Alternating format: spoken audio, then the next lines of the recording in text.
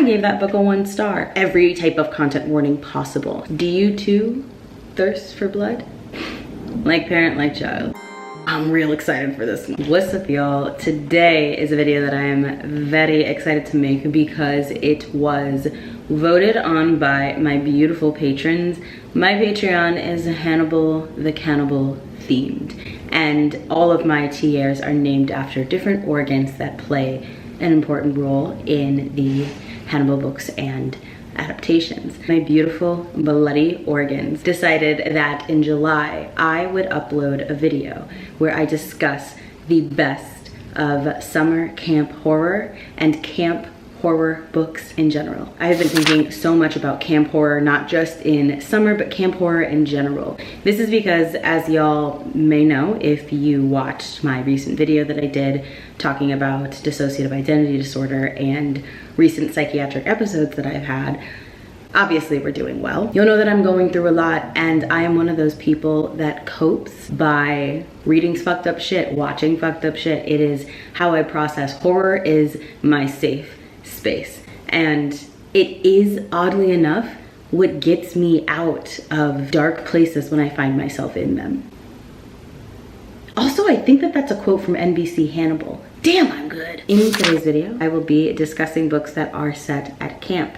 Either they are set at a summer camp or they are set at a place where people have decided to make camp because of unexpected circumstances, if that makes sense. And if it doesn't make sense now, it will make sense later on in the video, I promise. We also will have some recommendations for books that are set during the winter. Winter camp stories are the bee's knees. I have to thank Gabby for being the beautiful host of Summerween, which definitely impacted my kind of crave for camp stories. So thank you so much, Gabby, for all of the incredible work that you do for yourself, for the community. We all really, really appreciate it. Are y'all freaking ready? Yo, some of these books are ones that I haven't read, but have heard wonderful things about, or they are from authors that I really admire and I'm excited to read from, either because I haven't read from them yet, but I really want to, and I have a strong feeling I would love these books,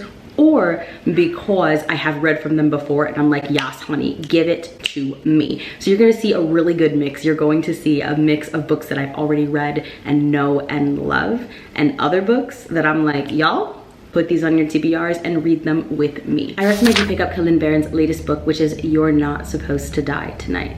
But if you fuck with me, you will. She has gotten the job of her dreams at this camp, where she is playing the camp's last final girl. But then people start actually dying, and she might be one of them. I've heard really fantastic things about this book, and those of you who've been following me for a while know that I did have some criticisms for Barron's debut book, which is Cinderella Isn't Dead. I felt that the way that queer closeted characters were treated was villainized, and I thought it was antiquated. I'll leave the video down below where I discuss my issues with this book, but since then, I have heard amazing things about her works, that the queer representation is absolutely phenomenal, and I love that. I love to see an author growing and unfurling. I love that so much. I believe in second and third chances, absolutely, especially when it comes to people from marginalized communities who haven't been given those chances traditionally throughout their lives. And this is a book that I'm really, really excited about. On my Patreon this month, we are having what we're calling Camp Oregon, which is a 72-hour readathon where we read horror books set at camp. And one of the prompts is to read a book that has red and black on the cover. So this is a book that I'm going to be reading for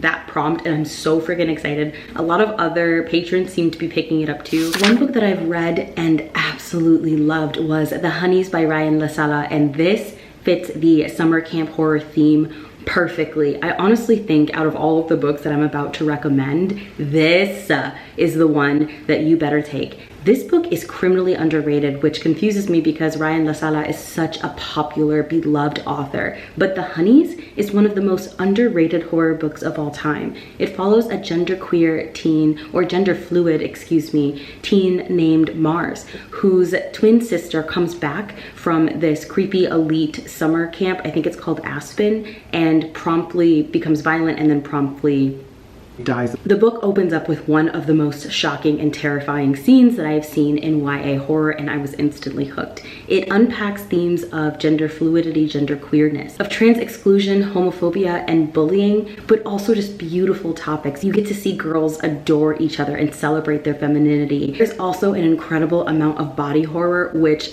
I can't lie, is my absolute favorite. And I think especially with narratives that center transness, body horror is so effective, and if this is the way the author chooses to write it, also very important, because not because being trans is horrifying, but because so much horror happens to our bodies. So much of our horror as trans people comes from the way that our bodies are looked at and perceived and treated throughout society. And so when you have a horror book with a trans protagonist that has body horror in it, it really just is effective for me personally, because it reflects the way that I feel, it reflects experiences that I've had, and it clicks, it works. And the way that Ryan handled it was absolutely chef's kiss. I was quaking in my boots. If you have trypophobia, if you have any phobia of bees, I'm just saying, this book is a really great match for those of you who love Candyman. I'm just saying, the bee horror was, if you don't pick up this book, you gonna get this knife. I went off on a tangent because of who I am as a person. After the mysterious death of his sibling, Mars decides to attend the Aspen summer camp and befriend the mysterious group that his sister was a part of, called the Honeys, in order to figure out what really happened to his beloved sibling. But as he infiltrates this group, the lines between him and the Honeys start to blur, until over the buzz of the hive, he's not even sure who he is. Knowing less about this book going in is ideal, but I do have to say, content warnings for this are a must.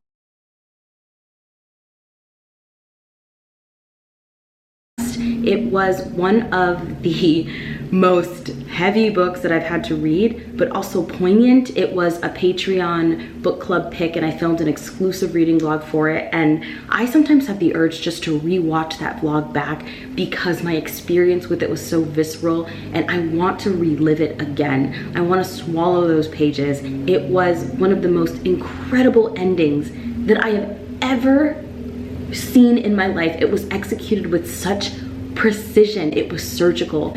Y'all, I might even reread The Honeys for this readathon. That's how fucking good it is. Next up, we have the Goosebumps Campfire Collection, which I am lucky enough to own. I hauled it from Pango about a year ago, and I'm so excited to have an excuse to read it. Goosebumps was a big part of my childhood.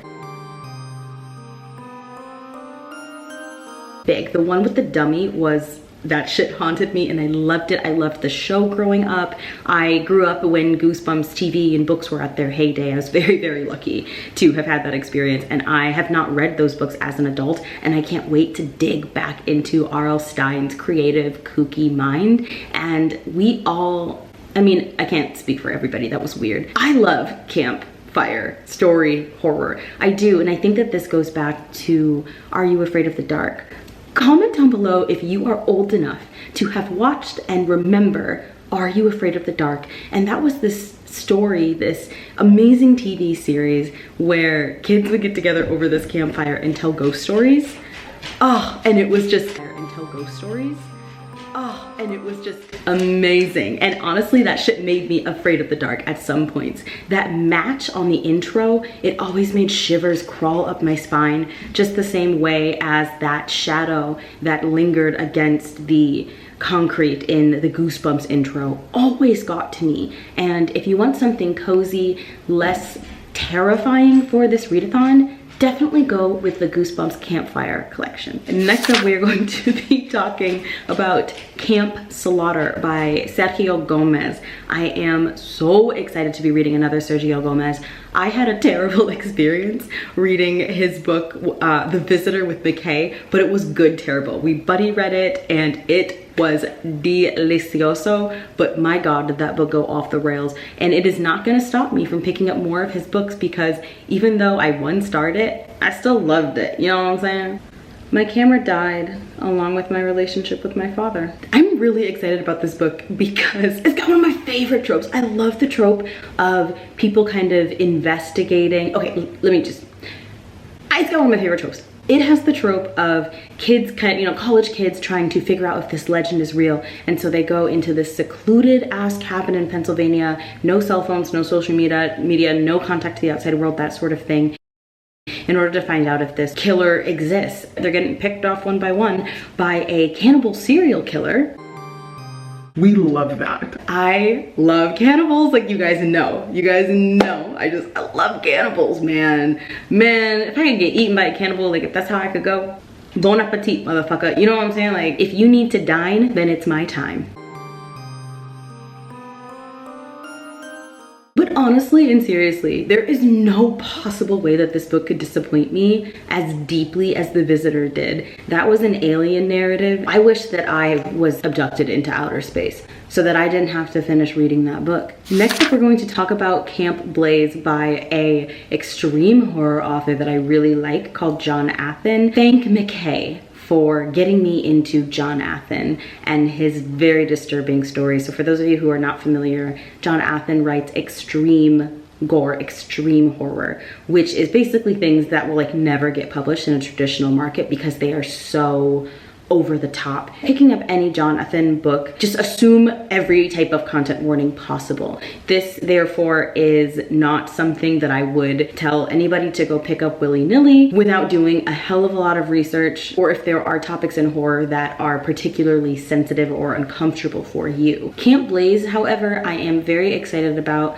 because it follows a group of counselors who are stalked and picked off one by a very dedicated and masked serial killer. However, the police don't believe that there is an actual killer at bay because there are no bodies, only disappearances. So the police believe that these young people are just sneaking off into the woods to canoodle and then running off to Vegas and getting married. I'm not really sure what's going on there. I'm like, damn, I ain't never heard of a narrative where a bunch of white folks go missing and the cops are just too cool for school, you know what I'm saying? I'm real excited for this one. I cannot wait. Like, all jokes aside, cannot wait for this book. Another book that I really think that you should read if you enjoy camp horror is All the White Spaces by Ali Wilkes. This is an amazing story. It is one of my most favorite books of all time. It was an NB Book Club pick, and this book can do absolutely no wrong in my eyes. It follows a trans man who is determined to sneak onto this Arctic expedition in order to honor his two recently deceased dead brothers who died in the war. And they always wanted to go to the Arctic to go on a grand expedition, and so to kind of assert and prove himself as a man and just as a worthy human being of pursuing dreams. Also, of course, honoring his brother, he decides to set out on this expedition with the best friend of his brothers as well, whose name I think is Henry. However, on this expedition, when they're on the ship, a crisis happens, the ship starts to burn, and it forces them to embark onto the shores of this abandoned camp. They are completely deserted, and the Aurora Borealis is out in full. However, the second that they get behind those doors, they start to wonder what happened to the Germans who had established that camp before. Why are all of them missing? And soon they find out why. Because one by one, each of them begin to lose their minds and to simply walk out into the snow. They have to decide, is this cabin fever or is something luring us? This is a wild ride of a story. For half of it, you're like, is this supernatural? Is it not? It is one of the most psychologically mind-bending, twisting, but also touching books that I've ever read. It is some of the most beautiful writing I have ever experienced in horror. Ali Wilkes knows what they are doing with a sentence. It is fabulous. If you love that secluded, isolated setting, All the White Spaces is the book for you. I also had to say that the frostbite and freeze and cold horror, that winter horror, was tangible. I had chills at some points. The description of the cold, the way that it settles into your bones, the way that it takes hold of you, the scenes of amputations from frostbite, it was visceral. It was so visceral. I really enjoyed the romance. I enjoyed the discussions about how cis men are harmed by toxic masculinity, as well as the disadvantages that trans men have embodying their own masculinity and claiming themselves. Oh, you guys, it is great. You have to read all the white spaces. I know it's probably not what you're thinking about in terms of summer camp horror or camp horror, but they are literally setting up a camp. I mean, you can't go wrong with this book. Get it? Instead of you can't go wrong. Okay. This is when my father left us. Now this next one, My Heart is a Chainsaw, doesn't technically fit the theme, but when I got the promo package for this book, they sent all these like summer camp postcards, a camp room keychain kind of thing, and the whole vibe of the book, even though it is simply set in a small town on a lake, really does feel like that summer cabin horror kind of thing, that summer cabin slasher. And if that's what you are looking for in terms of vibes, I would say why not stretch it and read My Heart is a Chainsaw. Personally, I gave that book a 1 star, but I will say in terms of vibes, it is a great read, and I loved the way that the main character obsessed over horror, obsessed over Jason Voorhees, knew all of the trivia, knew everything about the Nightmare on Elm Street, could analyze horror in such a beautiful way. It was great. It was great. I have so many issues with that book though, but I do think that it fits the vibe absolutely. Following this theme of people who are making camp, I'm going to recommend Camp Zero by Michelle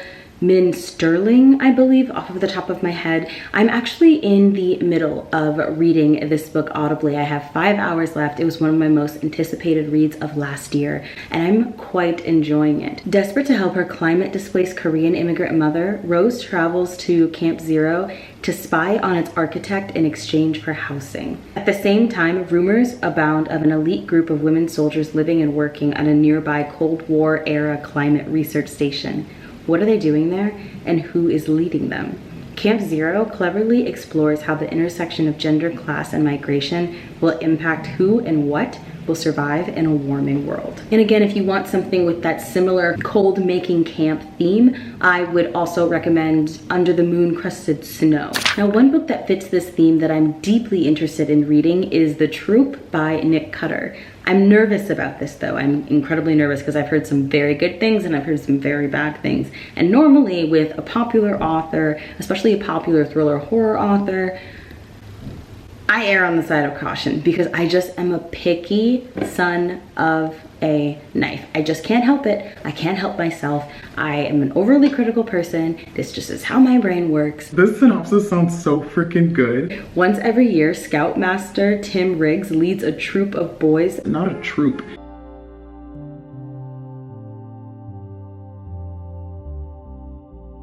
Into the Canadian wilderness for a weekend camping trip. A tradition as comforting and reliable as a good ghost story around a roaring bonfire. Okay, why did that become so romantic? But when an unexpected intruder stumbles upon their campsite, thin, disturbingly pale, and voraciously hungry, Tim and the boys are exposed to something far more frightening than any tale of horror. Another recommendation for people that are making camp, and this is one of my favorite horror books of all time. Top 5 horror books that have scared the crap out of me. That is going to be The Ruins by, I think, Scott Smith. The Ruins is fucking scary. Okay, you guys, like, it takes a lot to scare me. It takes a lot to scare me because I'm already dead inside. Life with a dissociative disorder means that I have no fucking clue what the hell I was just talking about. And I dissociate all the time and I can't help myself. What I was fucking talking about. What were we talking about? Where were we, Jesse? We can do this. We can do this. We were talking about Yo Mama. I had a feeling that I was like wrapping up what I was gonna say, so I hate to do this, but I'm probably just gonna do a cute little insert here from future editing Jesse if there was anything poignant more that I needed to say about the book. I can remember that I was deeply excited about the book, but I can't remember the book itself. Moving on, the way my father did when he left us. This next book is one that I own. I own a lot of these books, honestly, but I'm too fucking lazy to go get them. Actually, it's not that I'm too lazy to go get them. My book room looks like this.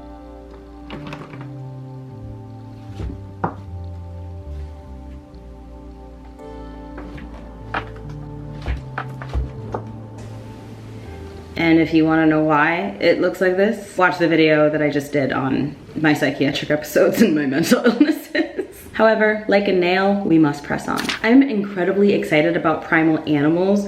The cover, I can't decide if I love or hate this cover because it is the type of psychedelic cover that I mess with. But I kind of wish that the person in the, you know, the little weeds was, I don't know, like more defined or something. It just seems, I don't know.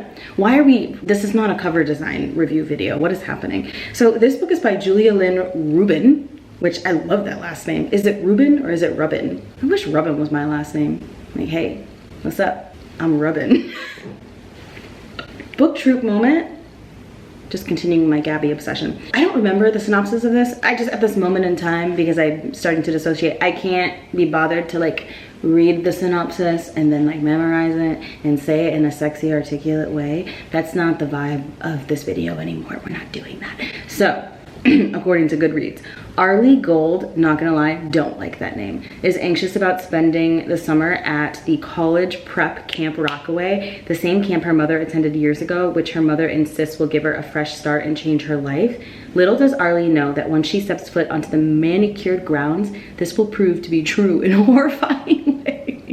Parents be like, even though the girls in her cabin are awesome and she's developing a major crush on the girl who sleeps in the bunk above her, the other campers seem to be wary of Arlie and afraid to talk to her. She thinks, okay, whatever. The new This perilous danger, I was starting to get bored. But this book has been described as horror, young adult, LGBT, lesbian, thriller, queer, fantasy, etc. And those are all really good buzzwords. I've not heard a single bad review, and I'm really, really looking forward to it. Another book that doesn't fit the camp theme, but it does fit the theme of like seclusion and on a lake, and it is summer, is Stillhouse Lake by Rachel Kane, which is a series, and all of the audiobooks are on Scribd. Very, very excited about that. Stillhouse Lake, from my memory, if it serves me right, which it never fucking does, is about a woman who finds out her husband is a serial killer, and you know, that sucks.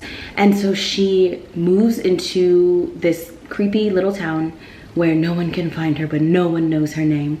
And it's called Stillhouse Lake.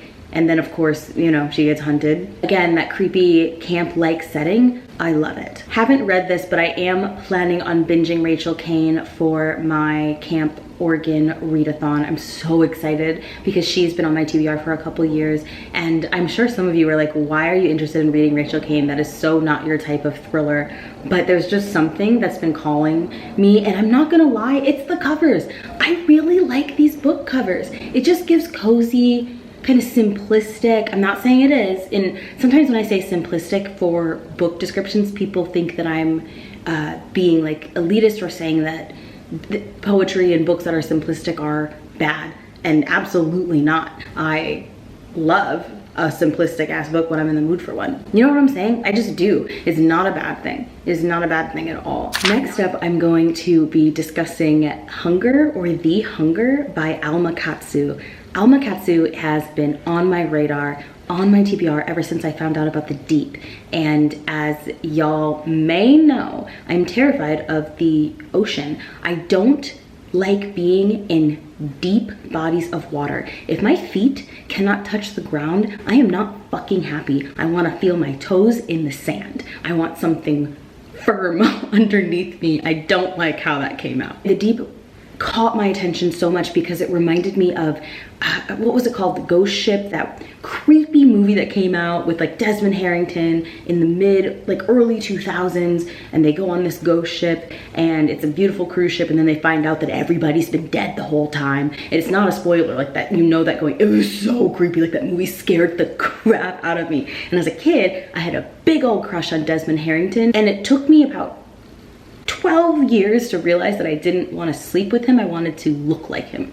Like I wanted to be him. I wanted girls to look at me the way that girls, the way that girls look at him. You know what I'm saying? Look, other queer people, do you know what I'm saying? You know what I'm saying? Anyway, wow, we love a tangent. We love a tangent. Are y'all enjoying how coherent this video is? Are you enjoying it? And then I found out about The Hunger, and I was like, wow, that sounds really, really interesting. the stories that she seems to weave are very unique. So let me pull up the synopsis. First of all, the cover is pretty cool. And I've heard nothing but good things about this book. It is described as a supernatural suspense story, which is one of my favorites. That is essentially what All the White Spaces is. Ugh. Masterful suspense storytelling. And there's been a series of unfortunate events that have plagued this wagon train known as the Donner Party, which that's not off to a good start. So there's depleted rations, quarrels, mysterious death of a little boy that has driven the isolated travelers to the brink of madness. And they're traveling to the west and unsure of what is awaiting them. But as members of the group begin to disappear, the survivors start to wonder if there is something disturbing and hungry waiting for them in the mountains, and whether the evil that has unfolded around them has in fact been growing from within all along. So there's depleted rations, quarrels, mysterious death of a little boy that has driven the isolated travelers to the brink of madness. And they're traveling to the west and unsure of what is awaiting them. But as members of the group begin to disappear, the survivors start to wonder if there is something disturbing and hungry waiting for them in the mountains, and whether the evil that has unfolded around them has in fact been growing from within all along. Not a tumor. Those of you who've read Alma Katsu, what is your favorite of her works, and what did you think of this one in particular? I'm really excited to discuss The Ritual with y'all. We watched this film a while ago and then watched it again on Gabby's Patreon, and that was awesome. It was so cool getting to see it a second time. This is one of the rare movies that actually scared me at points, that actually made me feel something, you know. For at least 10 minutes during that film, I felt alive, you know what I'm saying? And I loved it because it's this group of,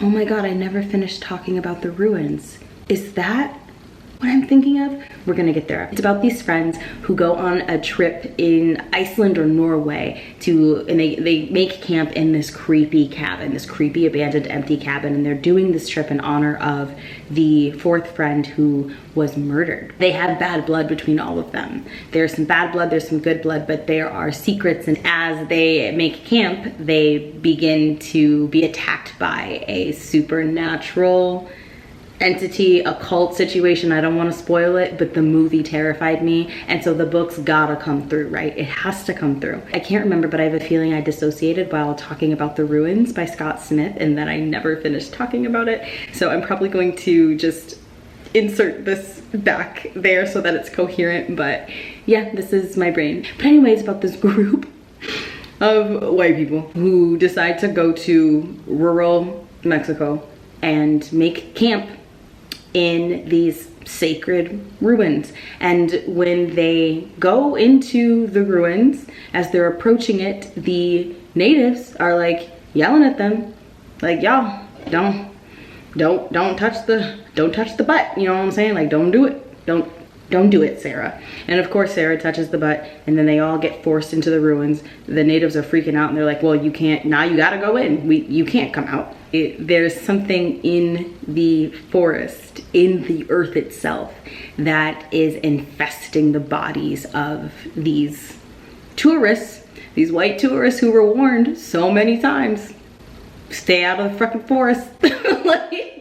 And so it was, part of it was like, don't get me wrong, this is one of the scariest books I've ever read in my life. It was fucking horrifying, and the movie definitely lived up to the book in my opinion. Obviously the book was better, but this is one of those cases where the adaptation of the book was actually really, really great, and that's hard to do with horror for sure. It was really funny to me. Like, I didn't have much sympathy for these characters simply because they were very intentionally archetypal in a way that was deeply enjoyable. Also because at so many points before they arrived at the ruins, they were warned. They were warned, and I find that funny. I do, I'm not gonna lie, I find it funny when people of, you know, outside, people go to a culture who are outside it, and they are given warnings, like advice, lessons from the natives of that land, and they disregard it, and then they find themselves in mortal peril. I love watching that unfold, because I'm like, I'm not gonna say you deserved it, but I'm not gonna say you did it, you know what I'm saying? Like, I love that book so much. You guys have to read it. The audiobook, like I think I said earlier, is phenomenal. We are almost done with this video and I am so shocked that you are still watching it. Akasha doesn't even want to be here, to be honest. See, even Akasha doesn't want to be here.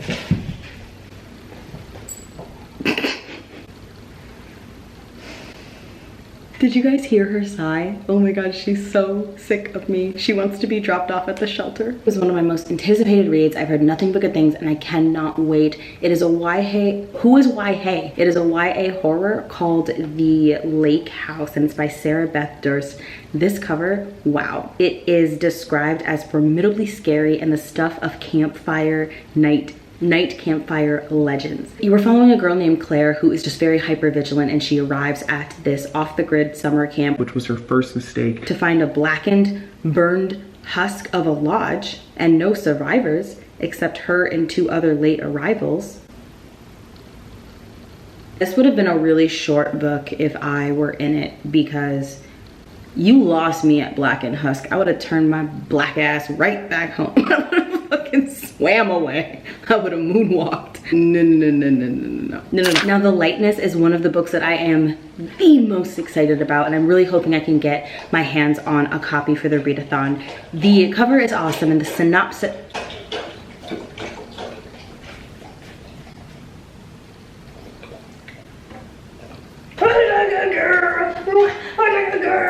Speak. You're embarrassing me in front of my friends. Speak.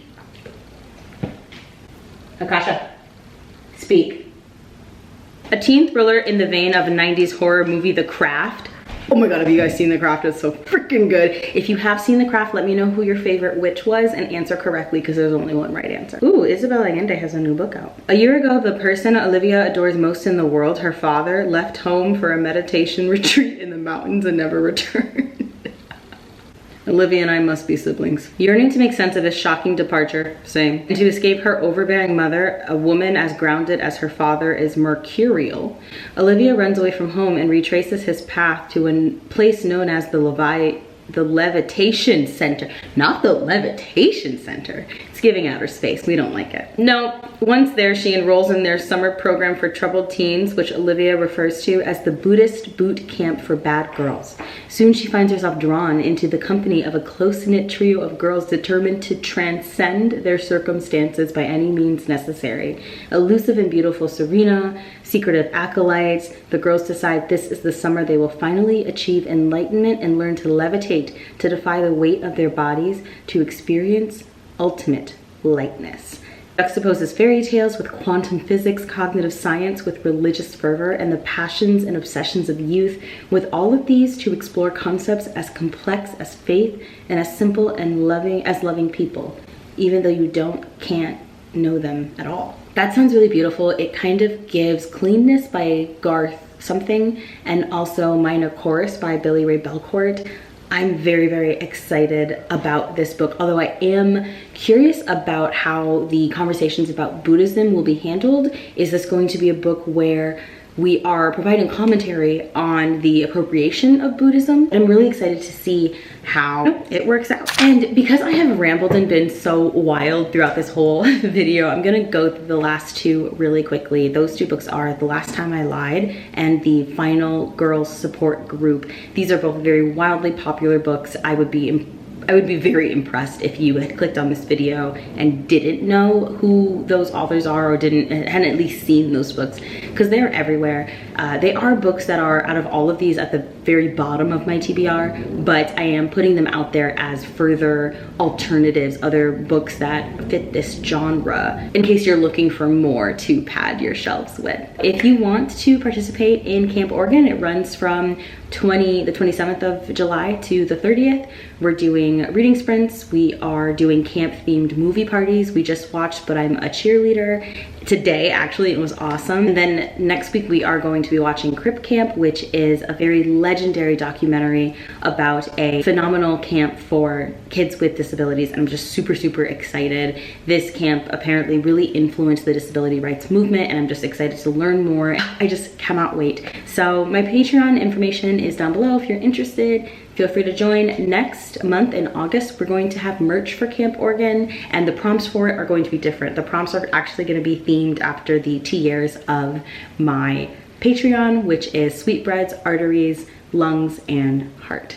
So freaking excited about that. Thank you for watching this video. It means a lot. It means a lot, primarily because I've been really struggling to film as I've been having issues with my mental health that I am not able to cope with. And I'm trying very, very hard. So filming for YouTube and showing up in this space is really making me, kind of forcing me to be grounded, even though as I'm experiencing really severe dissociations and fugue states and mania and depression and all of these things, it makes filming, talking very, very difficult, like incredibly difficult, which is difficult for me because talking and being articulate has always been a deep cornerstone of who I am as a person. But that's life. It is crazy and wild and unpredictable, and it's mine to live. All right, y'all, be safe, take care of your mental health. Don't let anybody get you down, and chop them up if they do.